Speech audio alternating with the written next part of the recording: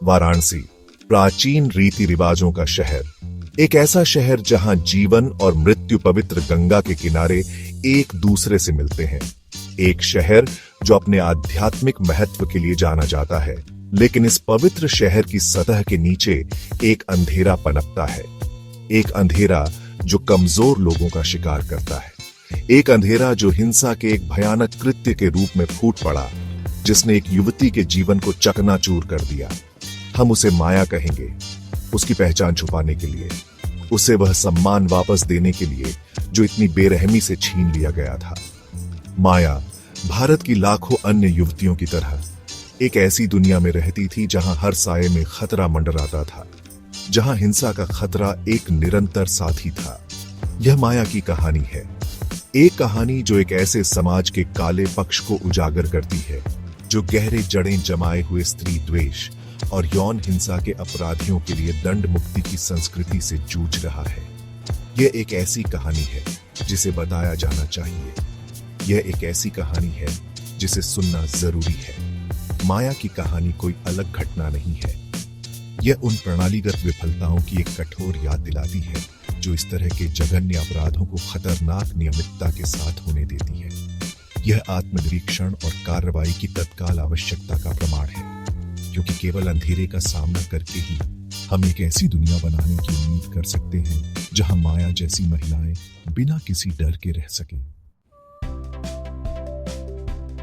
यह एक मंगलवार को शुरू हुआ, एक सामान्य दिन जो एक बुरे सपने में बदल गया।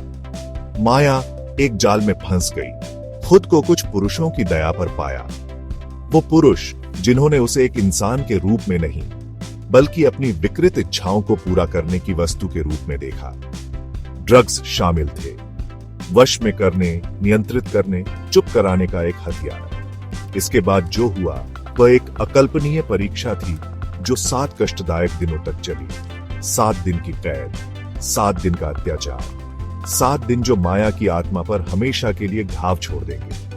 विवरण इतने भयानक हैं कि उन्हें बताया नहीं जा सकता। हिंसा इतनी क्रूर कि उसका वर्णन नहीं किया जा सकता, लेकिन उसकी आपबीती के आसपास की चुप्पी और भी गहरी है। हर गुजरता दिन अगले दिन में धुंधला गया, दर्द और अपमान का एक दुःस्वप्न जैसा ताना बाना। माया डर और निराशा के आलिंगन में जी रही थी। उसकी आत्मा लगातार दुर्व्यवहार के बोझ तले धीरे धीरे टूट रही थी। बाहर की दुनिया सामान्य रूप से चलती रही, उन दीवारों के भीतर होने वाली भयावहता से बेखबर जो माया को बंदी बनाए हुए थी। अपराधी अपनी दंड मुक्ति की भावना से उत्साहित होकर माया की पीड़ा के प्रति ठंडेपन से काम करते रहे।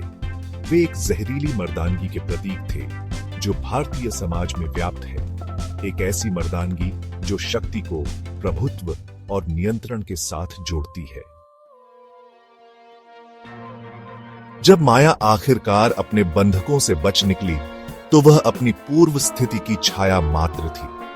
शारीरिक और भावनात्मक रूप से टूटी हुई, वह अपनी आपबीती के अदृश्य निशान लिए हुए थी। दुनिया एक अजनबी और शत्रुतापूर्ण जगह लग रही थी।